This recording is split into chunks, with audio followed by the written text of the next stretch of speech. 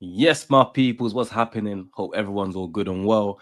Ashctizzy here, and welcome back to the Football Chit Chat Show, episode 12. We got a new guest here as well, Martino. Welcome, my bro. Thank you for having me. What's going on, man? We got a Chelsea fan, but Mike's, man, obviously they know who you are, but let them know, man.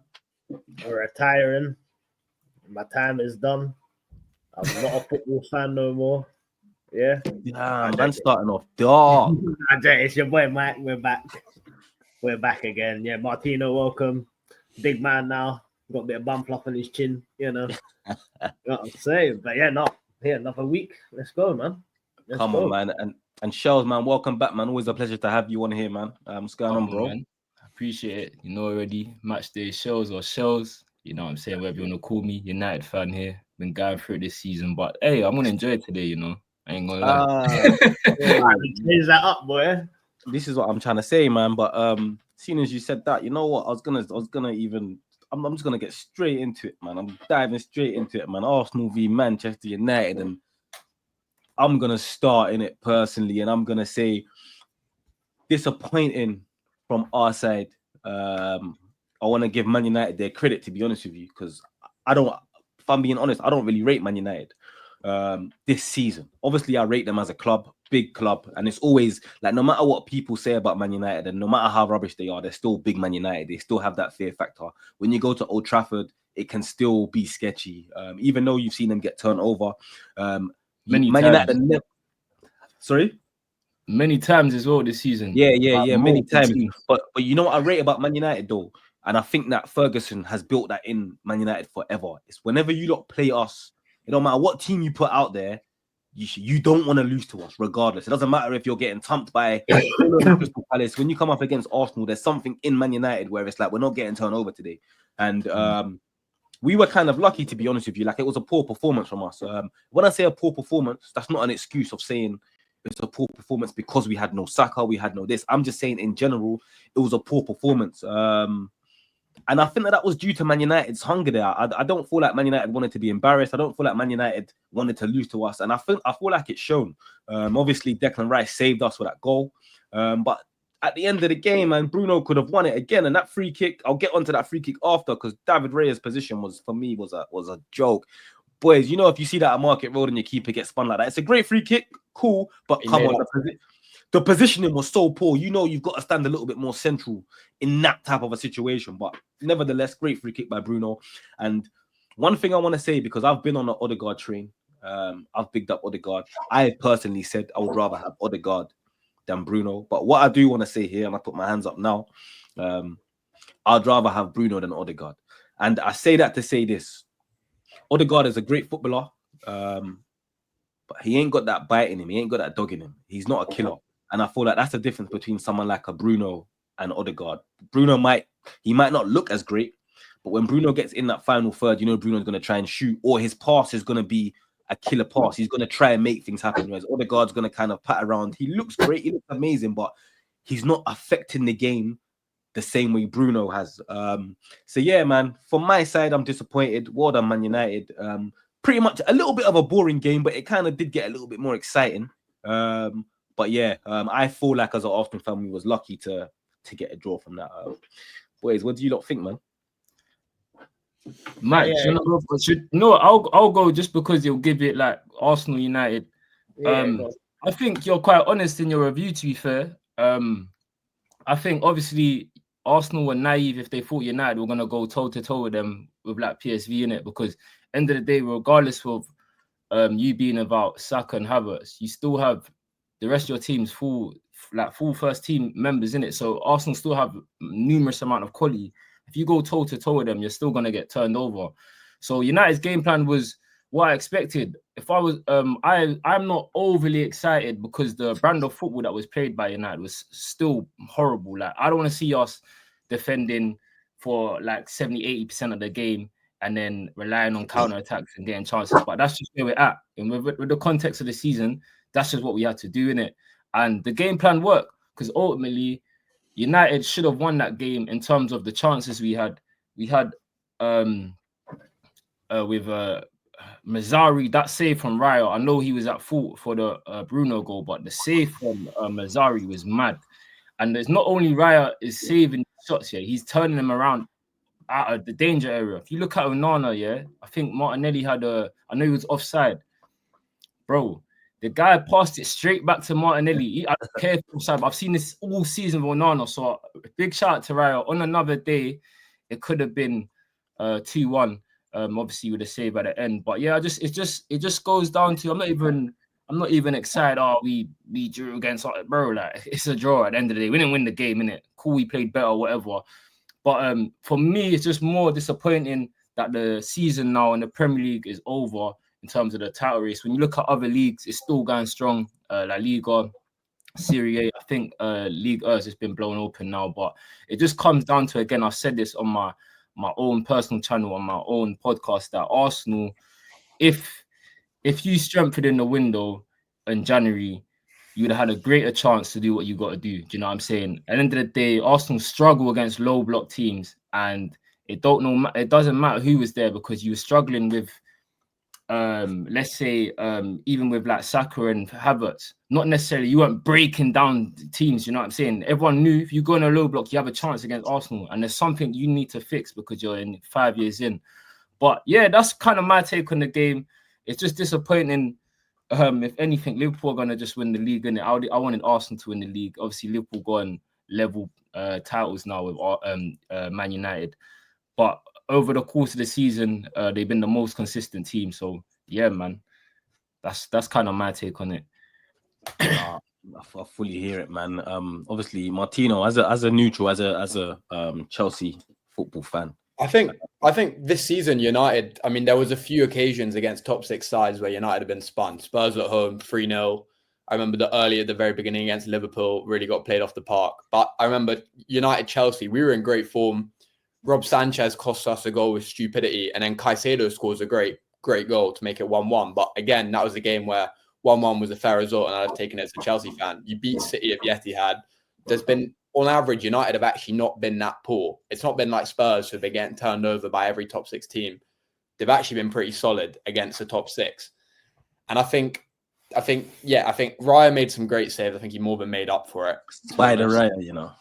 And I think, I mean, I don't even think Arsenal strengthening in January. I think as soon as Saka was injured, the season was over. Arsenal could have been 7 points clear instead of the other way around. I think you're never going to replace Saka in January. January is not a period. I mean, they were never, like, realistically, there was no good signing that was going to come and replace Saka.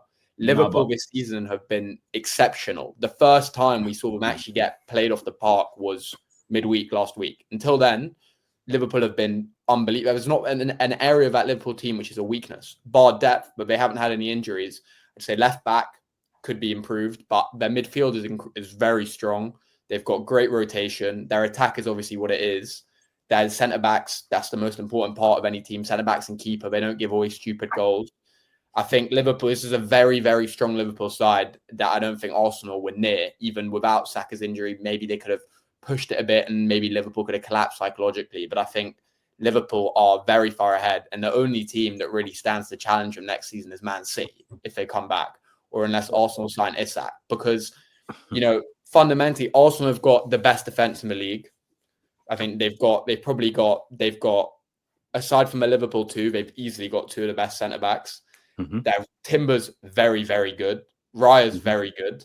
I think the midfield, Odegaard's a top player. I know he hasn't come into form, etc., but he's not going to be like Bruno, who can really take the helms and push on the team. But in a great team, Odegaard, we know what Odegaard can do.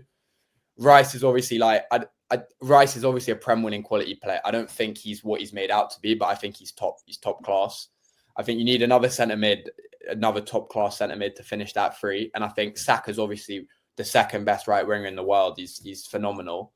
And I think you need who's first? Maybe not Yamal maybe, but he's definitely top 3. Yeah, I'd say. And then you need a left winger and you need a striker. But those are 3 top positions you need. But knowing Arsenal, you're not going to get. Like, there's no, you're looking at least 250 mil of money well spent as well. It's just not going to happen. The Chelsea man said money well spent. I respect them There was no chance of them, whoever they brought in, yeah. But that just goes down to poor squad. If that's the case, then you're 5 years in. You don't. I'm not saying someone needs to replace Saka. That no one can replace Saka. That's not the conversation. However, they've needed a backup winger, whether it's on right and left, for the longest. So you can't just say, they need a new left winger. The Trossard is shit. Martinelli is really just not. I don't think Trossard is. I think Trossard. When people say Trossard is shit, I don't know what they expect from Dukes. You signed him for 20 million. He came in as a utility player. Now he's playing starter minutes. But in those minutes, that's a pointless signing then. Why is that a pointless signing? Because if you're pushing for the league, why are you signing a player as basically your first backup? So it's likely in a league with such fixture congestion, he's going to get called upon. If he's not at the level, why spend 20 minutes? It's like us signing Dewsbury Hall. Trossard was at that level. I think he. So that goes back to my point that they should have strengthened. You're saying what I'm saying basically, in the fact where I get what you're saying, but you saying why they spent Trossard. That was like a stopgap. For me, Arsenal, they signed all of these defenders and midfielders like Marino and Calafiori. I get it, cool, they're nice players, whatever. Your priority was a forward, and I don't understand how you didn't plan for this, bro. Do you know what I'm saying? I get the bid from Watkins came in, but you could have done that on January the 1st. If you really wanted him, it would have come on January the 1st. You can't then try signing when Duran's gone already. That don't make sense. Yeah, you know what the thing is with Watkins, strategy. It was a strategy to appease the fans. Yeah, I agree. Yeah. I agree.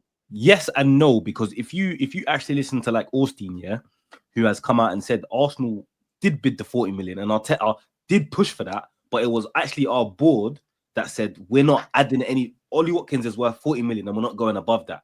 Now, as an Arsenal fan, I have to look at it like this. Of course, I wanted Ollie Watkins. We needed that. I would have taken anybody on deadline day. But if we can get a Prem-proven player like Ollie Watkins to come in, I think that would have changed the dynamics of how the second half of the season went. But if we're going to get Ollie Watkins at a detriment of not getting like an Isaac next season, then do you know what?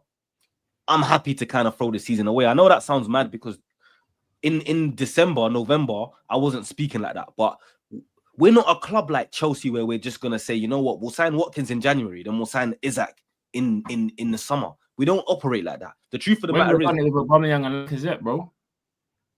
You can do it. You can do it. If Arsene Wenger was doing it, Arteta can definitely do it. But he spent 65 million on Havertz. Go on, sorry. He spent 65 million for Havertz to be a centre mid. It then didn't work. So now he's Arsenal's striker. But also 40 million for Watkins. In what world is Watkins going for less than 65, 70 mil? He's an English Prem-proven player. Like, it's like you say, oh yeah, the Arsenal board offered 50 million for Cole Palmer. Yeah, but like, let's be realistic. Like, you might as well not waste your time. Arsenal offered it in January, bro. They waited until the last day and thought, oh, you know what? We might have to do something here, you know? Shit, what's happening? We need to keep the fans happy, this happy. Oh, yeah, let's just go get Watkins to keep everyone happy. That's what that was. That was I'm stuck in that crossfire. What am I doing? Are we keeping the fans happy? Are we keeping the bank happy? But let's be realistic here. Like, everyone's like, let's be realistic. We all know the Prem. We all know ball, yeah? You can't just be signing man in January. Like, man, like as if we can go in January and really go and take someone's best player. Like, I heard all these rumors of Nico Williams and Watkins. It's not even realistic unless you're going to overpay. And we're not a type of club that's going to overpay, especially not in January. And I just feel like we have release clauses, bro. Yeah, release clause with Williams. Yeah, but Nico Williams has vocally. He's like, it's been rumored that he doesn't want to come to the Prem. The guy, dude, can't even speak English, bro. Like, it's not like, yeah, he's got a release clause, but at the same time, Arsenal might have spoke to his agent, who have said he don't have no interest in coming to the Prem. And as a club, I hear what you're saying, but as a club, and his wages show. Sorry. Do you know how much Williams wants? But I'm not just saying Nico Williams. I'm saying anyone, bro. So who could we have signed realistically that would have put us in a position? I'm not your scouts, bro. I'm not your scouts. But one thing I would say is there's quality that has come into the Prem. Let's for example say Asensio. I'm not saying Asensio wouldn't have. He wouldn't have changed anything for us. It's a purple patch. It's not going to last, bro. If you're still if you're going for a title, regardless of whether you think there's this money this spent and this and that, I've seen you do it previously with Wenger, bro. I'm not saying you need to go and sign a Welbeck, but it was clear you lot needed reinforcements in thing. You can't just lock off the season because you don't. That don't make sense to me. It really don't. If you guys say if listen, if there was you come now in the summer and you sign Isaac and whatever, then I'll shut my mouth. But until that happens, I'm frustrated as a neutral, bro. Yeah, but that's what, you know what I'm saying. but I that's don't what understand must be the plan, how though, bro. Arsenal let that slide. I really don't. Yeah, same, but it's hard to talk on it now because obviously we're talking about hypotheticals. But it has, the only reason why we didn't sign in January has to be because that money is getting saved for the summer.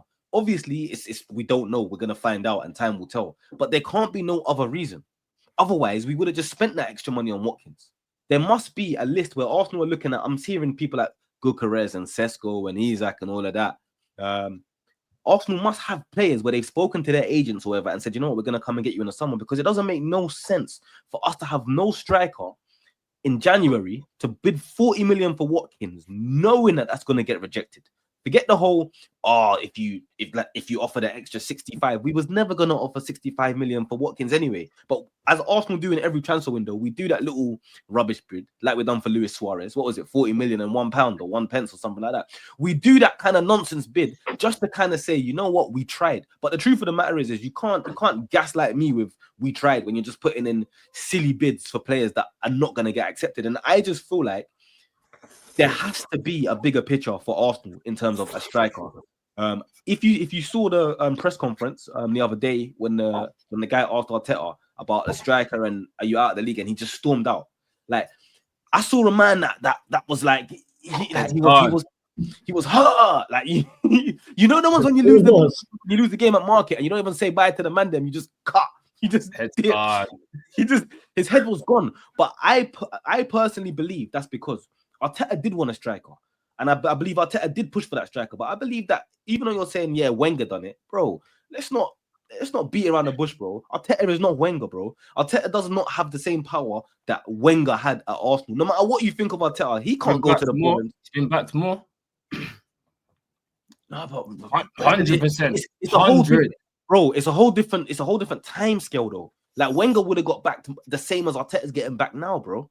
Wenger was able to sign. We signed Ozil, we signed Aubameyang, we signed Laka, we signed even Giroud. Like, there's a bag of man that Wenger has signed, bro. Yeah, but that's like a 4 or 5 year period. Yeah, and also not like Wenger's never been able to.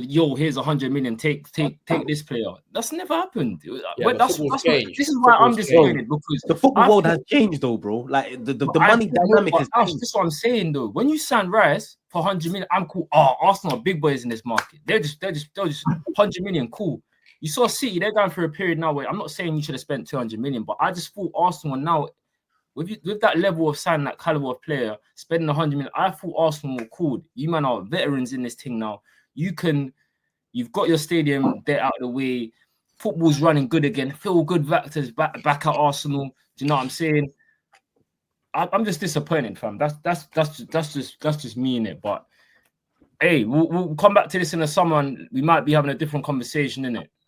If Arsenal in the summer, yeah, let me just say one last thing on this. Yeah, if Arsenal in the summer go and sign Isaac, I don't want to hear this Martinez brother at was he Inter Milan, because that I'm hearing like we're gonna get the new Atletico Madrid sporting director, and he's number one, Martinez. Like, that will make me hate my man from day one. They were talking about Florian Wirtz, isn't it, in the summer? That's a player. You see these type of guys, though, yeah. Listen. He's good, yeah, but he's not going to do what you're seeing him do against like Fulham away. Who did he take out the team? Odegaard. He's even better. He's not better than Odegaard, though, man. But then you're playing him out. You're buying someone to play him out. Odegaard needs a talking to, the captain armband removed, given to someone else, because he's definitely not Arsenal captain. I don't think.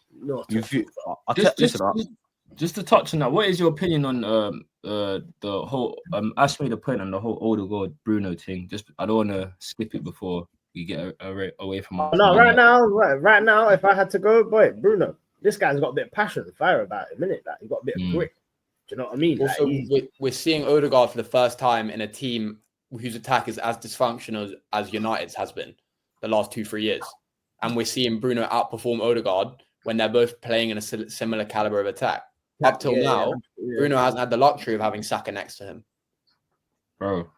Yeah, I just feel I think Odegaard. Say that again. No, I'm saying Bruno's had good players around him. Like, let's not rub out these guys. He's had Sancho. Like who? He's Tell me had who. Rashford. He's had Garnacho. Wait. Hold on. You said Rashford. When I say Rashford, everyone tells me Rashford's shit. That's all I hear. Oh, he lost his mojo, but that doesn't mean that he's rubbish. Like, obviously, man control you and tell you he's whack, but he's not rubbish. But he lost his mojo. It was clear that he lost his mojo. But you can't say that Bruno has been playing with bums, because Bruno has been one of them bums at points. But the thing is with Odegaard, and going back to what you're saying, shows is that Odegaard, it's not about Odegaard he ain't got the luxury of playing with Saka and that anymore. It's not about that. It's as a man that plays football, yeah, there's man that influence the game themselves, and there's man that rely on others to help them influence the game. And with Odegaard is that when he gets in front of goal, I don't want to say he bottles it, because that's a big word, but his decision making, you can tell he don't have that responsibility in him to say, you know what, we're 1-0 down now, I'm gonna be the guy to skin man and hit it. I'm gonna be the man to thread the ball all the way through and split the defense. What he wants to do is he wants to do that whole tick pass, hair flick, look good. It looks great, but you're not affecting nothing. And that's what I'm saying with Bruno, is he does not look good on the eye, but he's very effective. He's very direct. He's a killer. And I just think that you can't coach that killer. Like, you can coach how to pass, you can coach how to dribble, but you either have that killer in you on the pitch or you don't. And there's nothing wrong with that. And I feel like that's why Odegaard gets judged bad. I feel like bad management from Arteta from giving him the armband in the first place, because what that's done now is it's put an extra light on him, and now he's expected to take us out of these dark moments. But you're not that guy, bro. Also in the same situation, if way worse, in fact. Do you know what I'm saying? He's also got the captain armband. He's 14th, fam. He's playing as a number 8 because we don't have no other midfielders. So I agree with you with what you said. I feel Odegaard is a great player. I think he even had a good game yesterday. I'm not even gonna lie. I thought Odegaard had a good game. I don't know. You guys might see it different. I feel like he was a bit more like himself. Let me say one thing, shows, yeah. If you see them chances Odegaard missed yesterday, and it's not like he missed sitters. I'm just saying them chances that he missed yesterday, yeah. Yeah, Bruno takes one of them, bro. Yeah, and that's the difference. But then Bruno missed a chance too. But Bruno also scored a free kick. Same position as well. Bro. Your back's against the ropes, bro. Your back is against the ropes, bro, in terms of how the game's going. Yeah, you never went toe-to-toe. You played kind of defensive. You played a great game. But in terms of chances at that moment, your back was against the ropes, bro. Bruno gets the ball down before half-time. Boom, 1-0. The whole dynamics change now. We have to go into half-time thinking, fuck, we're 1-0 down, bro. Our whole team talks change. And that's what I'm talking about, of being a killer and doing killer things in the moment of when's needed. And I just feel like with Odegaard, it's like, yeah, pretty, it looks great, but he ain't got that dog in him, bro. He don't want the rough and that. He screws up. I see him screw up his face. He looks like he should be tough. But bro, you're a bit of a, I don't know, man. I'm done with Odegaard. And I'm not gonna say sell Odegaard, but I just think that it's bad man management from Arteta to even give my man the armband. I don't know if you lot see my Twitter yet, but I said it, yeah. There was a game, yeah, when I was younger, under 16. The manager gave me the armband, boys. I was the captain. Bro, 2 games later, I was stripped, bro. And I wasn't even mad. I wasn't even mad, because you know what it is with being a captain, you've got to be able to lead. You've got to be able to get the best out of other players. You've got to be influential, bro. And I'm not that on the pitch. I'll get you goals, but when things are not going great, I'm not the captain kind of person. And I just feel like not everybody is a captain. And I get that, obviously. He was captain of his national team, though, bro. And they don't qualify for the World Cup or Euros, bro. So you know what I mean. Okay, but don't get it. Obviously, people are seeing the light on Odegaard, innit? I think he's a fantastic player. He's not rubbed though, bro. Like what I'm saying is, I'm not saying that. I didn't say he's rubbed. I was just getting at what I've been saying all season, and what I've been saying in regards to Bruno and Odegaard is the fact that Odegaard looks better on the eye, and that's what we've come obsessed with. Yeah, that's what it is. Yeah. When it's time to get me a goal or be a big personality and show up, I'm taking Bruno all day, bro. And that's that. Bro, and I'm telling you, I said on streams before, bro, Odegaard is better than Bruno, bro. But I've seriously analyzed the way this guy plays, yeah. And like I said, I'm not rubbing him. He's a very good player, but he's a good player that he ain't got that dog in him, and he also needs good players around him for him to look great. Like you see Odegaard in that. See when Man City are flying high, you put Odegaard in that team, he's gonna look great. He's gonna tic tac. He's gonna pass the ball. He's gonna look so amazing. But the issue is like he just doesn't have that. Yeah, man. He's not the guy for me in terms of who we look at to say you're the captain, like that Steven Gerrard, Frank Lampard, who we look at and say, you know what, you're gonna get us out of this 1-0 now. And I just feel like we got better players, more equipped to that, like your Rice, like your Gabriels, even a Saliba. Any of them three can have the armband, and I just feel like they would get more out of the team being the captain. And I think taking that responsibility away from Odegaard would do him a world of good. The only issue I think that we've got now is that us stripping Odegaard as the captain, the same way you done with Maguire, it means Odegaard's getting sold. I don't feel like there's no way that Odegaard gets stripped from the armband and remains just a normal Arsenal player. I don't think so. I feel like if we are gonna strip Odegaard, it's see you later, alligator kind of thing. Interesting. Part of the game, though, isn't it? Huh? It's part of the game, isn't it? Getting stripped. It's part of the game, yeah. But this is what I'm saying. Where this whole Arsenal fans and this internet fans and like people that actually don't know ball, but they like to talk about ball, is like Odegaard is not a rubbish player, bro. And us losing Odegaard is a loss. Let's not beat around the bush. Us losing Odegaard as a footballer is a loss. Us losing him as a captain is not a loss. And that's where people need to separate, because it's not just get rid of Odegaard, he's rubbish. He's a rubbish captain, bro. I get it. But he's not a rubbish footballer. And if you've got eyes, you can see he can play. He would be good as just the number 8 and number 10. Sometimes he starts, sometimes he doesn't. Sometimes he comes off the bench to change the game. That kind of player. But now, because he's the captain, it's that he's playing every week. He's gone. I don't think he's a bench player. I just feel like he's missing Saka. I just feel like he's missing Saka. His game, like I think Martino referred to earlier, his game is too. What does he play? Who's Odegaard? Number 8. Yeah, what is Odegaard to you? He's an 8. He plays number 8 for Arsenal. Yeah, he's a 10. So what? We play 2 8s, yeah. Technically, because we play a 6 and then we play 2 8s basically. Because Rice. Yeah, I don't think that Odegaard plays number 10, like number 10 for Arsenal. Do you know what I'm saying? I don't think that's... Bro. But as an 8, yeah, what do you expect from your 8? Just out of curiosity, take Odegaard out of the way. As a number 8, what do you expect from an 8? In a 4-3-3, I expect goals and assists, bro. As he's the most advanced centre mid, right? I expect goals and assists, and I expect creating chances. That's what I expect from you. Okay, I expect that, but I also expect a defensive side from an 8. Me personally, if you're going to be 10, of course. If you're going to be a 10, then you can get away with that. But if you're going to be an 8 for me, that's box to box. It's box to box. Obviously, you might have the license to be the furthest centre mid, but your license is still box to box.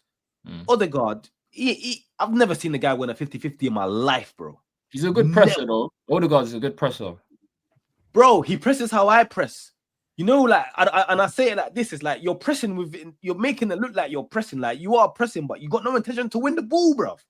Like, you know, like he is just like, bro, trust me, it's a tactical press, bro. Don't get it twisted. He's good with the short burst and the trying to press, but bro, count how many times he's won the ball back from a press, bro. He don't win the ball back.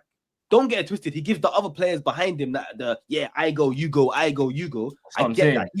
He sets the press off, bro. But bro, we can get another player to set the press off, bro. That's gonna give us more than what Odegaard's gonna give us if he's a number 8. I'm not saying, bro. When I said Odegaard and Bruno, I'm not saying take him out the team, bro. You're going like, I don't think he needs to be taken out the team. That's not what I'm saying at all. I really don't think that. I feel like you man are a better team than him. I just feel like, going back to what Martino said, some players need other people to raise their game. Odegaard can raise people around him, but he don't like being the main man. Do you know what I'm saying? And that's when Saka comes, that takes a weight off Odegaard's shoulder, because Saka can handle that where Odegaard can't. Do you know what I'm saying? That don't mean he needs to be taken out of the team, but that's a. But hear what you're saying, though, Shoja, and we'll wrap it up on this. But hear what you're saying. You're saying he's a guy that needs players around him to perform, but he shouldn't be taken out of the team. Now, the standards where I'm at with my club, if you need players around you for you to perform, there's different kind of players. I'm just saying, when he's with Saka, bro, I feel like that partnership is like one of the best. Saka is so good. Anyone that plays in that position is good. And I just want to get onto this boy. Me personally, Saka's at that level of, it's almost like that it's a different position. But remember when John Terry used to play with any centre back beside him, Carvalho, Gallas. These men all looked elite, bro. A bad boy, though. Carvalho's a bad boy. No, but okay, he is. I'm not saying he's not. Carvalho won the Champions League. I'm not rubbing him out. He's very good. But when you play with someone like Terry, they make you even better. Am I lying? No, you're not lying. Just the Carvalho point, because Carvalho was doing his thing way before Terry, innit? But I hear what you're saying. You're basically saying Terry is great, bro. Carvalho is great, but there's certain man that you can play with, bro, that it's like Van Dijk. Van Dijk, whoever he plays with, he talks to them. He coaches them through the game. If you watch Van Dijk through 90 minutes, he's always talking up, watch him, left. And certain man can make players better. And I just feel like, yeah, Saka is of that level of whoever plays with him, they're gonna look great. And I'm not saying get rid of Odegaard. I'm not saying take him out of the team. I'm just saying he's not a killer. And if Arsenal won a challenge for Premier Leagues and Arsenal won a challenge for Champions Leagues, then we've got to get an 8 in that position that doesn't need to rely on the next player for them to perform. Because yeah, Odegaard's great, but if he has to rely on players like Saka and other players for him to have a good game, then for me, you're here and you can never get to there. But yeah, man. Arsenal United 1-1. I'll end the Arsenal United thing with this: is that we took 4 points off them boys over there this season. So you know what I mean? It's not all gloomy, innit? We snatched 4 points off you, regardless of everything. We still thumped you, and we got a draw in it. So it's not all gloomy, brother. You know what? I would have said something in terms of the FA Cup, but we got knocked out, so it is what it is, isn't it? Or what? When you beat us on penalties, you're not going to talk about that, bro. I would have took it if we won the FA Cup, but I can't talk about it now. I'm just going to have to give you your 4 points. Fair enough. Yeah, we're going to meet again next season. Hopefully, we got a different kind of strike force for you next season. Man. But what I wanted to ask we got a whole different players for you. We had 10 injuries as well, bro. Do you know what I'm saying? You saw the bench. You had man like Heaven and that coming on. Do you know what I'm saying? Thank you, Hell. You know what I'm saying? Bro. You know this is a non-pagan show, bro. You mentioned them man over there, bro. But anyway, let's move on though, boys. Yeah. Nottingham Forest, man. What's you man's opinions on Forest? I told you though. Remember what I said it in the thing. Yo, Forest, if they got through that period, that they've just got through, came in a few points, which they did. I reckon.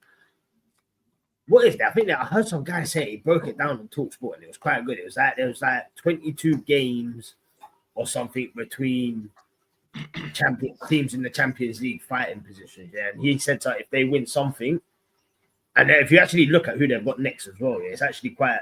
They've not really got no one.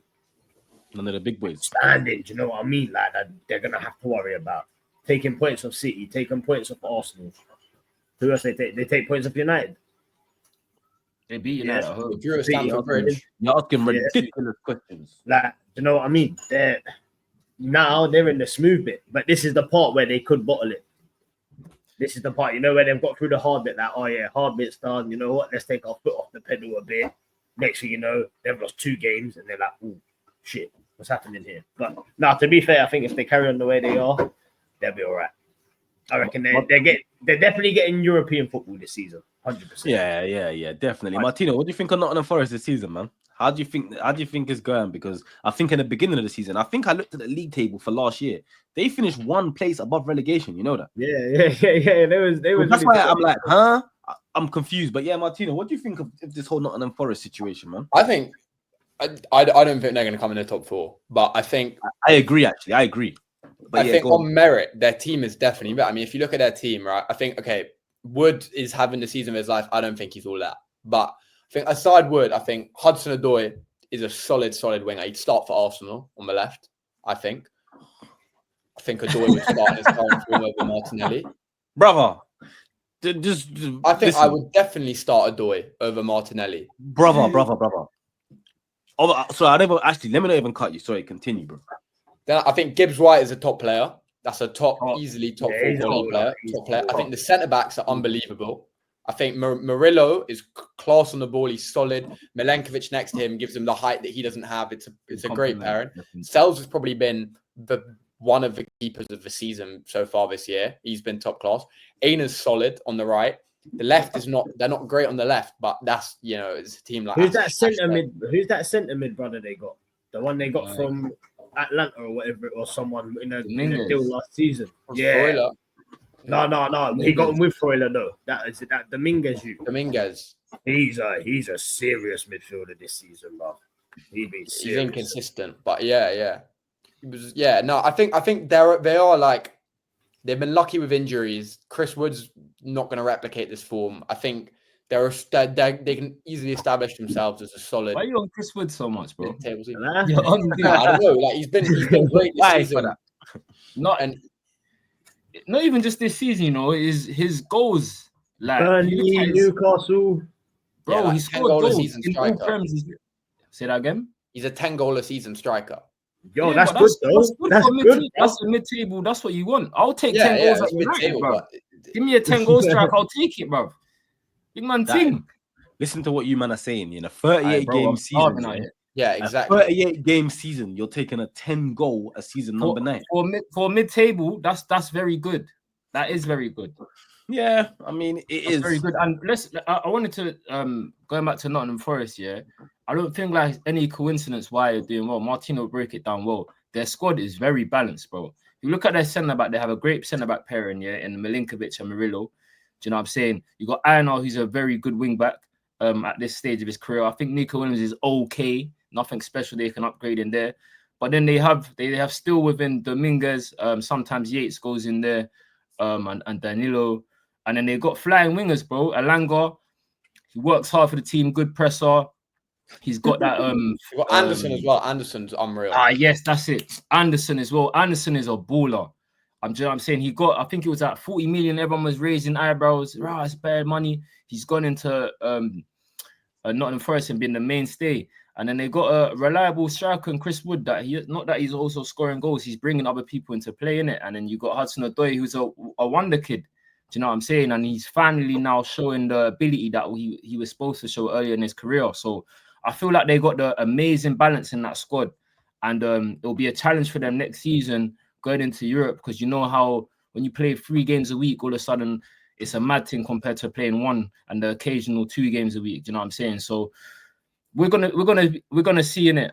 Shout out to Nottingham Forest, man. It's been a huge success story. I just hope they I don't know if they finish in the Champions League, if I'm honest with you, because it's all good beating, like you said, beating these big sides and getting top 6. It's about beating the teams around you or the teams lower than you. Can you get that same level of, yes, I'm pumped for these teams? You get what I'm saying? So it'll be interesting. But yeah, shout out Nottingham Forest, man. No matter where they finish, they'll definitely finish in the European places, innit? Nah, boys, that was a sick analysis. But let me just go back to one thing, bro. Martino. Callum Hudson-Odoi would never in his life, ever in his life start for Arsenal, bro. And I say this, yeah, don't get it twisted. Hudson-Odoi is a good player, great player, but exactly what Shell said, yeah, at the moment they're playing once a week. They're on form, and football's a beautiful thing, yeah. When you're on form, it's like you psychologically believe you just can't lose. Yeah, I'm saying an informed Hudson-Odoi is better than Martinelli. You can't done nothing. Inform, yeah, but now we're changing the whole goalpost. Inform anybody starts for us on the left, but I'm talking about the same Hudson-Odoi that we've seen for the last 5-6 years in your club that you sold to Nottingham Forest. Yeah, does not start for us. Obviously, an informed Hudson-Odoi starts an informed Elanga starts for us. But let's be realistic. Yeah, that's the point I was trying to make. I was saying, you know, their current wingers who have found form, and they built the form themselves. They didn't join the club on form, right? They built the form every single team in the Prem's left winger starts for us right now, bro. So I get what you're saying, but there has to be context to it, because I can go through most of these teams and all their left wingers start for us today, bro. Because what's starting for us right now? Trossard and Martinelli, abysmal right now. Garnacho don't start for Arsenal, but he probably does, bro. What? I don't even like Garnacho, but he probably starts. I'm not even like, I don't even know. I'm not gonna lie. I'm not huge on Garnacho like as other United fans are. I'm not even gonna lie to you. I don't think he's that. If I'm honest, I feel like we should have cashed in 50 million. I would have bit your hand off for 50 million, bro. 50, bro. But but look at what we got starting now, and we're not talking about an informed Martinelli or an informed Trossard. We're talking about informed Garnacho either. He ain't scored since November, bro. He ain't scored a Prem goal under Amarin. This is what I'm saying, bro. Dukes gets away with a lot. Anyway, I'm not even onto Donny. He's young, but I just don't see. Martinelli's young, but he still holds strays. I ain't doing this. It's not an ageist thing, bro. Like if you're That's growing what up, I'm saying. That's what I'm saying. But Martinelli's more of a seasoned veteran than Garnacho. This is what Garnacho's second season now. Garnacho played with Messi and Ronaldo, bro. What we doing here? Say that again. Garnacho's played with Messi and Ronaldo, bro. 100, but that doesn't mean anything. Oh, I'm just saying. Yeah. I agree with you, bro. I Did you don't say think playing with Garnacho is Ronaldo the and Messi player doesn't that mean everyone thinks he is. Like I watch him every single week. I'm not moved, bro. You know what I'm saying? I'm really not moved. No, I get it. And obviously, I'm not saying that Garnacho's him. I'm not saying Garnacho's that guy. I'm just saying right now in our current team, Garnacho at Arsenal probably does start for us. And if he doesn't, it's not. It's a difficult decision for the manager to who do I pick, Trossard, Garnacho. It's not like Trossard gets the green light straight away. It's a thing where Garnacho could start. But yeah, man. Yeah, sorry. So the point was, I was going back to Callum Hudson-Odoi.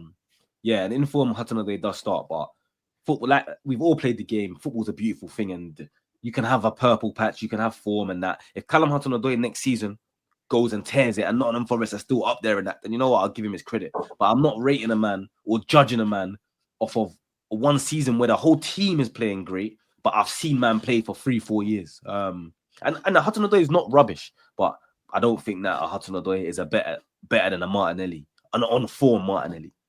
Hudson-Odoi on form still doesn't get you bare goals. He looks great and he's quite jinky-majinky, but his stats, has he even scored more than 5 goals this season? Like, that's my point. Even if he has or not, it's like it's questionable, and he's on form. So it's like he looks great, but he doesn't produce. He hasn't started every game, to be fair. He's been like in and about. So there's a lot of games that tactically they put Anderson on the left wing as well. Yeah, like, yeah, but that's my point though. So he's good, but he's not him. Do you know what I mean? Because he can get dropped. And you don't need to be him to be better than Martinelli. And on form Martinelli, he does have to be him. Martinelli hasn't been in form for 15 months. Arsenal were firing towards the end of last season. Martinelli was doing fuck all. And Martinelli still scored more goals last season than Hudson-Odoi. Yeah, but the game is not all about goals. Hudson-Odoi is playing for Nottingham Forest. He's in a team that score less goals. Obviously, Martinelli's the Arsenal left winger in a team that got, 90 plus points last season. Obviously, he's going to fucking... But if you're going to use that point, then it's like, it kills off everything I'm going to say, because it's still... I'm saying football team of the eyes. Like, hold on. You know Hudson-Odoi got 8 goals last season. I think that's more than Martinelli. It's definitely... How much did Martinelli get? Go and check. Are you bugging, bro? Martinelli... He had a poor season last season, Martinelli. He got 6 last season. There you go. And look up how many goals Forest scored compared to Arsenal. How many goals has Hudson-Odoi scored this season? Hudson-Odoi, this season, Martinelli's got 6. This season, Odoi's got 5. And Martinelli's been injured for like 2 months. No, but Odoi's only played 24 matches, and Martinelli's played 23 matches. Look, the man, this is the same stats. Yeah, but if you also look at where Odoi's goals are coming from, he's scoring bangers. Martinelli's not scored a great goal in a minute. But no, I get what you're saying, but we're not doing that, bro. We're not now comparing who's scoring better goals, bro. I get your point, Martino. Hudson-Odoi is a better footballer than Martinelli. I think so. I like Hudson-Odoi, but I think the point is Hudson-Odoi doesn't come into Arsenal and make us better. He doesn't come into Arsenal and make us better for me. No way. If Arsenal signed Hudson-Odoi in the summer, I'll be vexed. Well, yeah, because you're putting a plaster on a gaping wound. You need to stitch it up. Yeah, you're right. And that's my point. If we're not getting them, like for me, off topic, but I need someone like a Gordon. Like I know Gordon's a bit sometimes, but coach properly, Gordon is a much better standard of your Martinellis and your Hudson-Odois. 100%. Like he's much more direct. He's much more consistent. He's just a better footballer. So for me, unless I don't want that caliber of are you better than Martinelli, Hudson-Odoi? Maybe if you're in that boat, I don't want you. I need somebody that's blatantly better than Martinelli, blatantly better than Trossard. Somebody like a Gordon, somebody like I don't want to say Nico Williams, because his output is poor as well. I think he scored like 5 goals. He looks great as well, but does he get goals? I don't know. But yeah, Nottingham Forest, man. I personally think that they've had a great season. Momentum has really helped them. Teams around them being so poor, i.e. Chelsea, i.e. Man City, that's what else. Let's not beat around the bush, because if an on-form Chelsea, an on-form City, for Forest ain't nowhere near this top 4, and they're still I think they're only 3 points or 4 points. If we win next week, we're 3 points behind you. You can't not include yourself in that bracket. It's a good point. I mean that your point sounds good, but bro, we're not in the same battle as a Chelsea person. You can only go off the table with Martin. No, saying, I can't. No. You're one game away from being right in that battle. You can. Look, on Sunday night, you could be. Tell me what I can go off. Okay, if we're gonna go off the table numbers wise, then we're still in the Premier League race. No, well, I said 6-point gap. You're 6 points ahead of us. You're 15 points behind Liverpool. Yeah, but if we're going off the table, we're still in the title race. No. What I'm saying is, you're not. How can you use the point? Listen, what Martin was saying is right, bro. If Chelsea beat you, man, but listen to this, Ash. If Chelsea beat you, man, next week, that's 3 points. I'm not saying they will. I'm just saying hypothetically, if they do, that means now you are dragged into that bracket. Because Chelsea gonna have momentum, bro, and they're 3 points behind you. It's different. Trust me. You've still got to go to Anfield as well. Not right now, I hear it. But if Chelsea win this weekend, 3 points, of course you're in the same bracket. Wait. At the Emirates. It's a 90-minute game. Wait, bro. I'm not trying to discredit you, but let me just. Is that seeing as you want to talk about tables and that, bro? Do you know the last time you beat us in the league? I was there. What year was that, brother? Last time we beat you was 2019. In the league, yeah. Oh, in the league. What was it? What would it have been? It would have been 2-0 at the Emirates. Lukaku.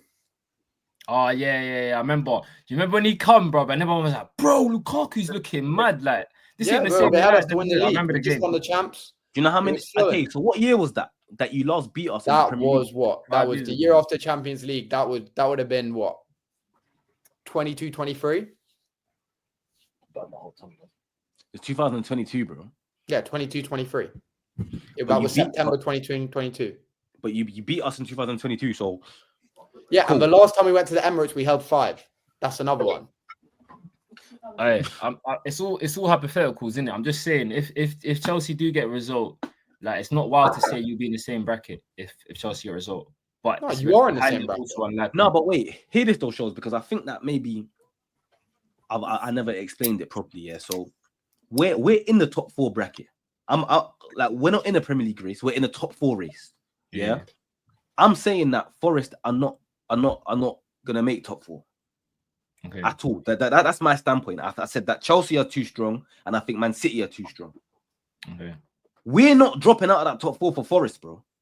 Mm-hmm. Cool, Chelsea are on our tails, whatever. But you think that we're gonna drop out? I don't think that, bro. I don't think that. I genuinely don't. Okay.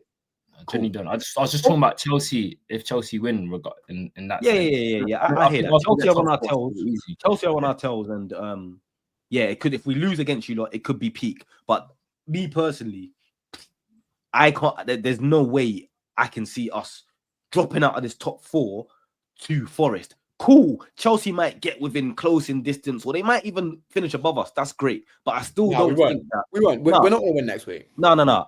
I don't think you're going to win next week, and I don't think you're going to finish above us. Let's get that clear. But I'm just saying, hypothetically speaking, even if you are the ones to lap us, that's great. But there's no way we're getting lapped by you, City, and Forest. And if we do, obviously I've got egg on my face in it. But bro, that is our Arteta out. That's protest. If we do, that's Arteta sack, bro. That's not even like, bro, P60 is coming next week, my brother. There you go. See you later. Bro, do you know why as well? Because Arsenal they're already spending that Champions League money now.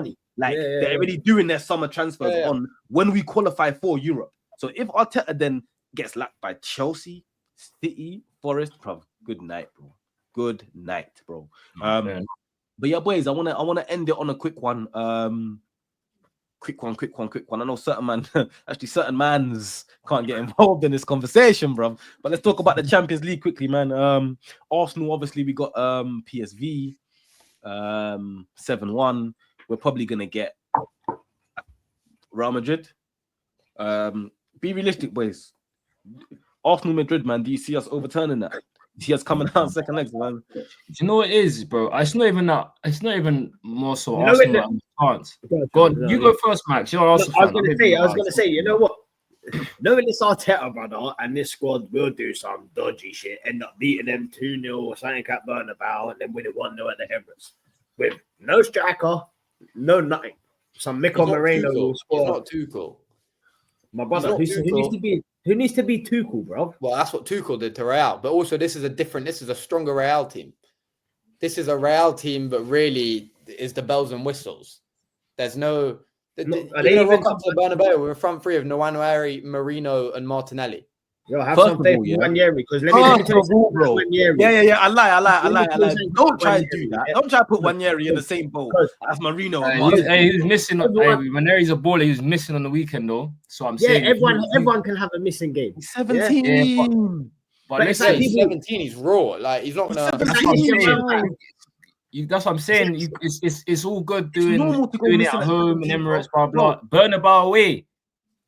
Yeah, but bro, have you ever, bro? You're a baller. You know, sometimes when you go into certain stadiums and it's like, yo, I can't believe I'm here, bro. And you know what I'm trying to say? Like, I wouldn't be surprised if Onyeri, like, that's the game where he lights it up, bro. I'm not saying he will. But that's not the question. You're saying Arsenal gonna.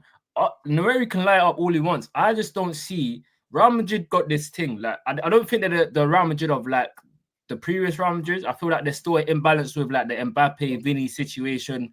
And then like the midfield sometimes it can be a bit discombobulated, their press, but it's Real Madrid, bro. And in that competition, fam, you saw what they done to City. I know you've done that to City also this season, but I just feel like in that competition, there's something about Real Madrid, bro.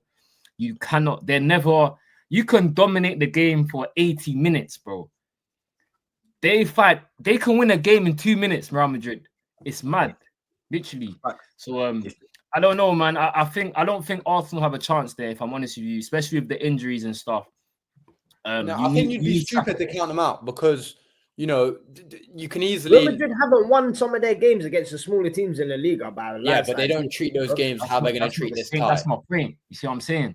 We're not going to treat. They need to. You think we're going to treat Real Madrid the way we treat Man United? Come on, bro. Respect. They're not even top. What else do you have in your locker? Huh? What else have you guys got in your locker? At the end of the day, the front three is still the same front three. No. Listen, Martinelli is coming back, yeah? Wow. Wait, let me land. Man, I'm just trying to cut off the plane before I've even landed. Let me land. I'm cutting that off, bro. Man's stopping the plane. Yo, the Martinelli that you saw yesterday is a Martinelli that hasn't played for 2 months, but he's not fit, bro. Allow him, bro. I saw him when he was fit, bro. Martinelli against Valverde is going to do anything. Yeah. And it's not because Martinelli's better than him or he's good. But what I'm trying to say is he has the pace that can be a problem in them type of games. Against Valverde, pitch, bro. He's quicker than Valverde, bro. He's not more clever and intelligent. He's locking that man up. Bro, but on intelligence, he is, yes. But, bro, you man are being naive, bro. You're going on like you've never seen a dusty winger, like, get in. But you see Adama Traore do it week in, week out certain times, bro. Martinelli is not good. Fullbacks. Huh? Not to top fullbacks. Yes, of course, bro. Pace can kill top fullbacks, bro. We've seen it. I don't think. First of all, Adama covering. You've got crazy athlete. Martinelli is not the athlete Adama is, so he's not gonna. Yeah. Also, Valverde is no. In terms of that, Adama will get you all the way up the pitch, but the end product will be dead. Obviously, I think Martinelli is similar to that, though. He'll get us up the pitch, though. Not to the point where Adama's, bro. Adama's Of course not. Yeah. I was just using Adama as an example, but there's obviously man can't compare Martinelli to Adama in terms of pace. But I just mean it as in like Martinelli has that burst of pace and that energy where one through ball on a big pitch can be game changing. And if you man think that just because it can't happen in Valverde, then I think that you man are being a bit naive in terms of knowing. Playing it, though. He's playing it. You ain't got Bruno to play it. Odegaard is right. No. You are right because that's not gonna come from an Oddie. Oddie is not gonna do a pass like that. But a party is good at playing the ball from deep. If it's gonna come from anyone, it's gonna be Odegaard. If it comes, mate, Odegaard is getting too much hate from Arsenal, man. This guy's been your second best player for years in a row. This guy's a top player. It oozes talent. Like Odegaard, I have to stop you. He ain't been our second best player. 99% of players don't see. He ain't been our second best player. Odegaard. And you're moving like he's the problem, he's this, he's that. Nah, Odegaard's a top player. You haven't got a striker, bro. Odegaard's relying on having something in front of him. And he's had to deal with but Havertz for 6 months, and now he's dealing with what? Yeah. But that's the point that I've made. made as well, though. He doesn't have an elite 9 in front of him. But at the end of the day, bro, football is all hypotheticals, and it doesn't matter, bro. He doesn't, as a 10 or as an 8 and as a captain, he doesn't score enough goals for us himself. I would understand if kind of player he was scoring goals, but then that's my point. Then, so then he's not my kind of player. Then. Because if he's not that kind of player, then bruv, then you're not my kind of player, bro. Like, I don't get it. Like, you're not that kind of player. It's like an excuse to use for certain men that don't get goals and assists. He's not that kind of player. But what, mate? I come from an era where if you're playing as a 10 or an 8, bro, you chip in with goals and assists. You can't come over here talking about, bruv, Shells. You can't play football at high level and you're in the 8. And man, you're telling man, I'm not that kind of a player, bro. It's like, come on, bro. Like, what are we doing here, bro? Like, I get it. He's not that kind of a player, but so what kind of a player is he? Just before I end this, what kind of a player is he? If he's not a goals or assist man, what kind of a player is he?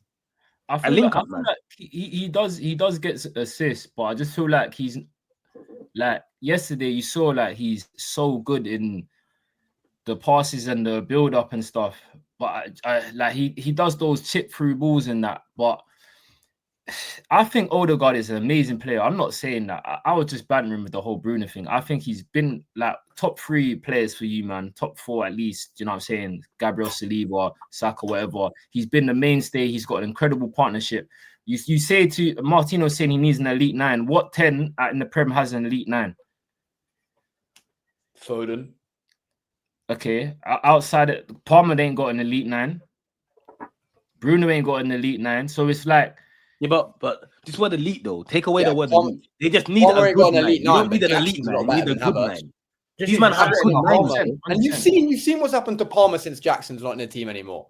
No goals, no assists. This is what's happened because he hasn't got. Jackson might be a donkey. Don't get me wrong in front of goal, but his movement, his touch, pinning the defenders, he's class at that. And you've seen how Palmer's fallen off. What does Havertz do? Yeah, but we still. What Ash is right. He still shouldn't get a pass. You need to bring more to the game, bro. 100%. Yeah, I hear that, but he's also having an off chance in form. Like, you know, it's a number of factors that have unfortunately all accumulated at the same time, and he's hit bad form as well. But when you're the captain, you're meant to be the best player. Yeah, that was a mistake. That doesn't attend to you. I'm sorry, bro. It's that. You're not really allowed to have a bad day if you're. You can have a bad day, but this is. He should have never been made captain. He's a timid guy. You can tell the type of player he is. He wants to come and play his football and leave. He's not a vocal person. You can see that looking at him. That's what I said in the beginning. He's like, let's not let this go over your head. I'm not saying he's not a good footballer, but he's not a good captain. But that's not on him. Because if Arteta comes to him and he's like, oh, I want to make you captain, and Odegaard's like, no, bro. Some nutter like Arteta's going to try and kick him out the team or do some like mad shit. Bro. Okay, if Odegaard is really a man, yeah, if he's really a man, he goes on the door to Arteta at the end of the season and says, look, thank you for making me your captain. Yeah. But I honestly believe we have better leaders in here that will do a better job than I can do. And there's every chance he might. There's every chance he might. If he does that, then you know what? You have to give him credit because I just think Odegaard will be a better player without the armband, just a player in the squad. If he can say, you know what, as a man, I understand you made me the captain, but you know what? I don't think I'm the leader in this group. Then cool. That shows the kind of character he is. But bro, knowing the type of man Odegaard is, he still thinks I see him every week put the armband on like this and screw up his face and like he's ready to go to war, and then he don't win 150-50, bro. Man. Nah, man. But listen to this, boys, man. I tried to do a 30-minute stream, but we ended up on here for 59 minutes, man. It was always the case. That's why I love talking football with the man. It goes like that, bro. Like I said, this is 30 minutes, you know. And it went I ain't gonna lie. I'll be sitting here with I need these potatoes. Oh, bro, these roasties I've got. Oh my days. My bad broskies. But listen to this though, man. Man, them love each and every single time, man. Appreciate you, man's time. Definitely gonna chop it up some more. But yeah, Mike's, man, let them know what's going on. Obviously, where they can find you. What's going on? The socials, they'll be tagged below. Down in the description and that as well. But yeah, Insta, everything. Twin Breaks _Max. Find me on there. Man. Come on, man. Martino, man. Can they find you on social as well? Martino, big up yourself as well, man. Yeah, First stream. Is this your first ever football video that you've done? Yeah, Like, yeah. No, bro, I've never like, been on bro, that. you come in here like you've done this 100 times before, bro. No, thank you. Big man thing, No, man. Big man thing. So big yourself up. Is there anywhere that they can find you, my bro? But that's my Instagram, but it's not really like related to football or anything. I'll let you guys do that. We'll work on that, man. We'll work on it, bro, man. Now, big up yourself, man. And match day You shows, got man. the tipping thing, no? Can find you there, bro. Yeah. But that's sports betting. Yeah, that's value betting. I'll slap that. I'll slap that. Bro, plug that in, bro. Yeah. Great shout. Yeah. But that's for. Yo, it's football related. You want to make some money? Yeah, exactly. Yeah. I'll put the socials in, man. If anyone's interested in this, winning money thing, and if anyone, Bet365 and wants to sponsor the man, then or something, then broski, come over here. They don't like us. They don't like us. Yeah, man. Big up yourself. And match day shows, man. Always a pleasure having you on, man. Love talking football with you, broski. Platforms, match day shows. You know what I'm saying? I'm going crazy, trying to go crazy on TikTok and YouTube, man. So yeah, tap in for sure. Yeah, man, definitely, man. And everyone's socials will be in the description. But yeah, man, it's a pleasure as always, man. Thanks for having us, man. Appreciate it. Come on, man. Man, roll safe. Everyone, like, comment, subscribe. You know the vibes. Trust me. Later.